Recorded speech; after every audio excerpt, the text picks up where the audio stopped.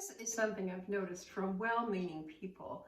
When they're in a conversation that might venture into the uncomfortable zone, I invite you to think about what you're going to hear and consider how you might become a better, more compassionate communicator.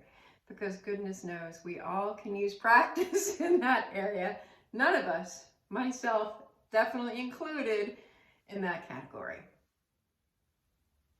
What I am talking about today is rushing in with platitudes or cliches when someone shares with you something that is hurting, something that they're healing from, or something that has them confused, or something that is upsetting them in their world. Oftentimes, when we are uncomfortable and not sure what to say or how to provide comfort, we rush in with the first thought that enters our mind. Not always a wise idea. A few red flags, communication-wise, to consider before you rush in with that wise wisdom from many years ago, or perhaps it's just what everybody says and you want to say something because silence. Who is comfortable with silence anyway? So here is a red flag. And if you hear these words coming out of your mouth, give yourself a chance to start over again. One phrase is, well, at least. Well, at least. It's akin to when we were children and we said, well, think of the starving children in name that developing country.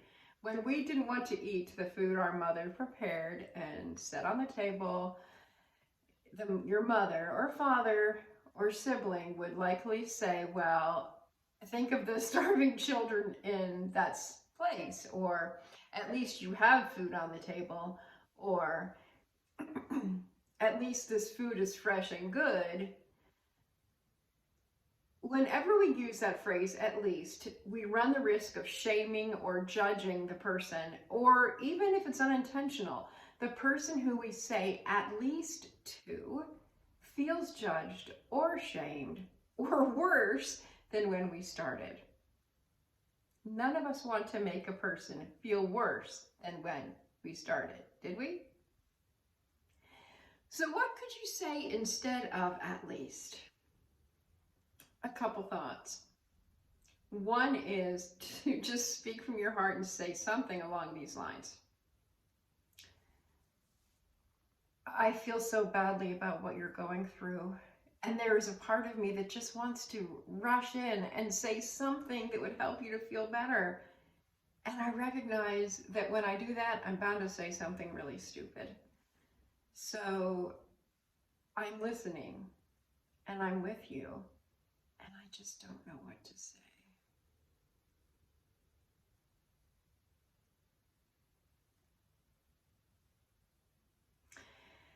That tends to land better because the person is heard. The person feels heard, the person feels recognized, the person feels like they're okay.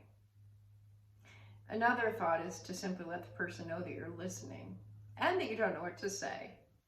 Or one of my other favorites came from a friend of mine after I had a stillbirth. My daughter died. And like a month later, I had to be at a sales conference. I worked for a publishing company at the time. And one of the other reps, when I walked in, she just looked at me and she shook her head and she said, "It sucks. It just sucks so badly." And that simple recognition meant the world to me. So instead of rushing in with a cliche or a platitude, speak from your heart, address your discomfort, address your love for the other person, and be honest. Don't try to fix it, and don't try to make yourself more comfortable instead of focusing on the other person who is vulnerable and hurting. I would also love to hear in the comments if you have anything to say. If you have ideas, let us know. anytime we can add some constructive help, I'm all for it. I'm Julie Jordan Scott, the Creative Life Midwife.